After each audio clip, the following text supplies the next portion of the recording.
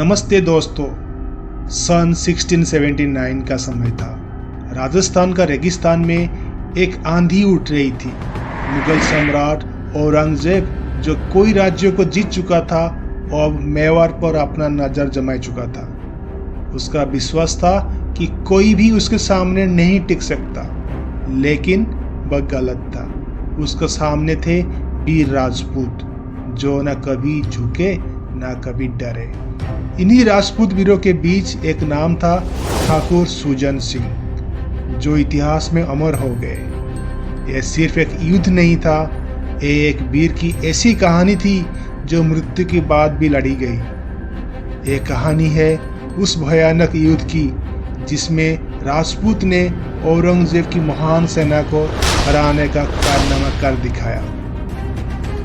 इस महान युद्ध को समझने के लिए हमें उस समय की राजनैतिक स्थिति को देखना पड़ेगा। औरंगजेब, जो अपने पूर्वजों के विपरीत थे, राजपूतों के साथ संधि करने के बजाय उन्हें अपना दुश्मन समझ रखा। उसका लक्ष्य था पूरी भारत पर मुगल शासन थोपना, जिसमें हिंदू राज्यों का विनाश तय था। सन 1678 में महाराजा जसवंत सिंह के स्वर्गवास के बाद औरंगजेब ने जोधपुर पर आक्रमण कर दिया और मेवाड़ को मुगल साम्राज्य के हिस्सा बनाने के लिए कोशिश की। मंदिरों का विनाश किया गया, हिंदू पर अत्याचार बढ़ने लगे और मुगल सैनिकों को राजपूताना किलों में तैनात कर दिया गया। लेकिन राजपूत कभी किसी का गुलाम नहीं बने थे और ना बन सकते थे।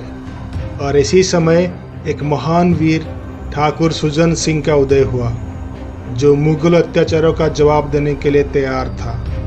ठाकुर सुजन सिंह सिर्फ एक योद्धा नहीं थे, एक आग थे, एक वीरता का मिसाल। उनका जन्म एक युद्ध कुंजन परिवार में हुआ था, जहां मृत्यु से पहले समर्पण करना शर्म की बात माना जाता था। उनका जीवन एक ही सिद्धांत पर आधारित था, मातृभूमि का रक्षा हर हालत में करना है। युद्ध के मैदान से पीठ दिखाकर भागना पाप है, मौत शिकार है, पर अपमान नहीं। जब उन्होंने देखा कि मुगलों का अत्याचार राजपूताना पर भारी पड़ रहा है, तब उन्होंने अपना योद्धाओं को इकट्ठा किया और मुगलों को भगाने की कसम खाई। मार्च 1679 का समय था। औरंगजेब की भारी भरकम सेना, जो हजारों की संख्या में थी, राजपूत की तरफ बढ़ रही थी। मुगलों के पास तोपें, बंदूकें और गुप्तचर सेना थी, जो किसी भी राज्य को तोड़ने की क्षमता रखती थी। लेकिन दूसरी तरफ ठाकुर सुजन सिंह और उनके कुछ वीर राजपूत योद्धा संख्या में कम थे, लेकिन साहस में अनंत। ये युद्ध हथियारों का नहीं, बलिदान का युद्ध था। जैसे ही सूरज उगता है, पहले मुगल आक्रमण शुरू होता है।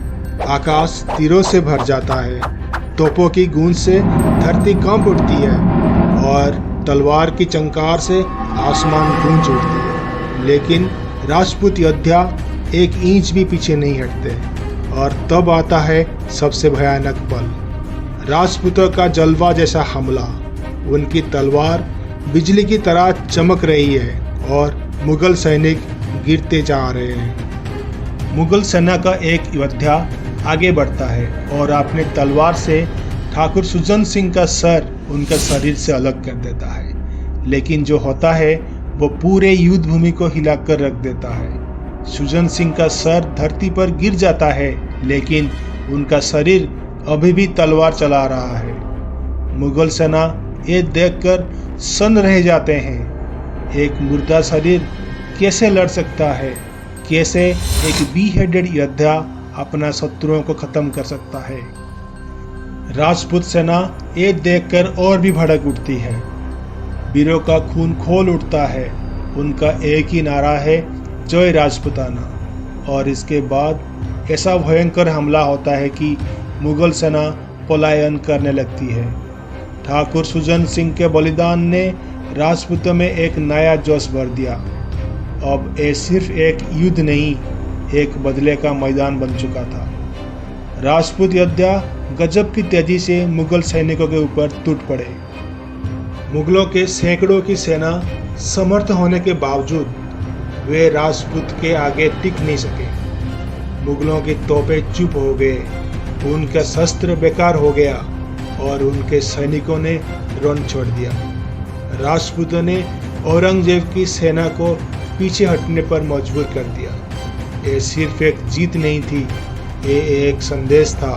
राजपूताना कभी किसी से सामने नहीं झुकते। ठाकुर सुजन सिंह की कहानी इतिहास का एक अमर पात्र बन चुकी है। राजस्थान के गांव-गांव में आज भी उनकी वीरता की कहानियां सुनाई जाती है। एक योद्धा जो मरने के बाद भी लड़ सकता है, उसे कौन हरा सकता है। उनका बलिदान ये सीख देता है कि योद्धा कभी मरते नहीं। उनकी कहानी हमेशा याद रखी जाएगी। तो दोस्तों, ये थी ठाकुर सुजन सिंह की अमर कहानी। एक योद्धा जो मृत्यु को हराकर भी मुगलों से लड़ता रहा। अगर आपको ये कहानी पसंद आए तो हमारे चैनल को लाइक करें, कमेंट करके बताएं कि क्या आप ऐसे और कहानियाँ सुनना चाहेंगे। सब्सक्राइब कीजिए ताकि हम आपको और भी इतिहास की अनकोई कहानियाँ सुना सकें। नमस्कार।